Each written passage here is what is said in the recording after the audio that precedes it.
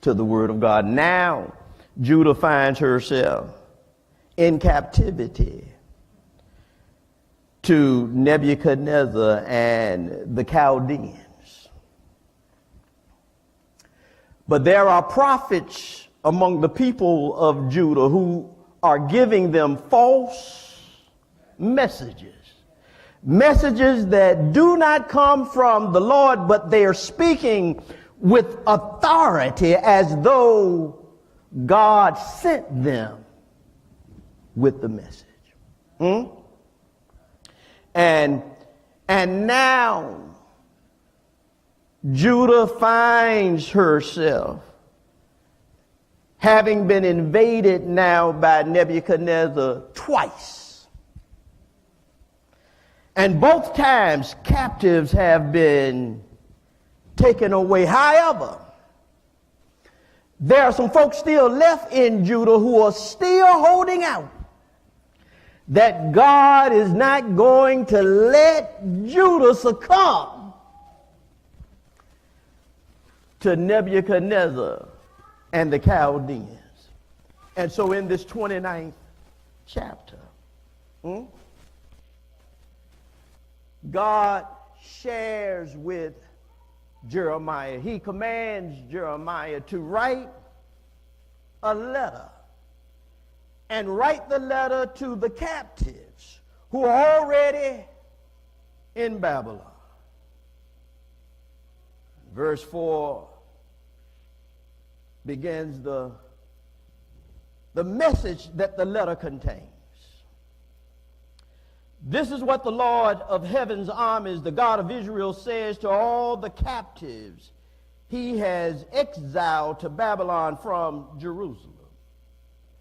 Build homes and plan to stay. Plant gardens and eat the food they produce.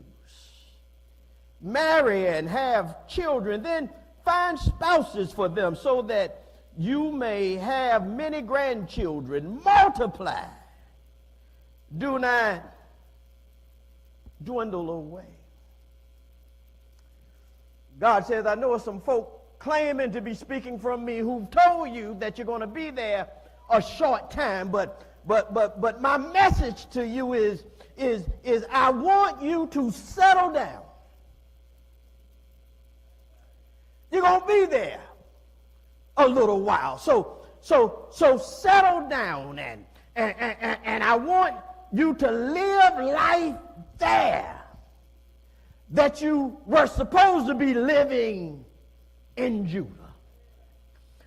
Get comfortable, because it doesn't matter what folks say, and it doesn't matter how much you want to hear the false things that are being said. I have already decreed that you're going to be there for a while. So the Lord said, instead of building tents, Brother, build your house. The Lord wants them to be participants in the economy and the culture of the place he has sent them into captivity. Black folk in the United States ought to be able to understand where he's coming from. In spite of the fact that slaves ran away, in spite of the fact that protests have been launched for the entirety of the history of this nation against social injustice and all of the things birthed out of the slave movement, the majority population has ignored. And then God says to those of us who are in covenant relationship with him in Jesus Christ, take advantage of the opportunities you have where I have placed you. So we stand today on the shoulders of folk like Ida B. Wells. We stand on the shoulders of Frederick Douglass and Martin Luther King. Folk who are willing to go to whatever length they had to go to make it better for us.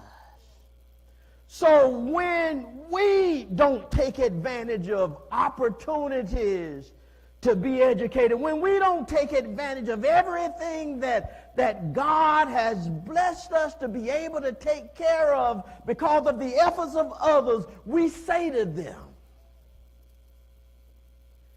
that we have no respect for the suffering they endured to make it better for me. God says, no, while you're there, I want you to become a part of the culture. Serve me, but be engaged in the culture.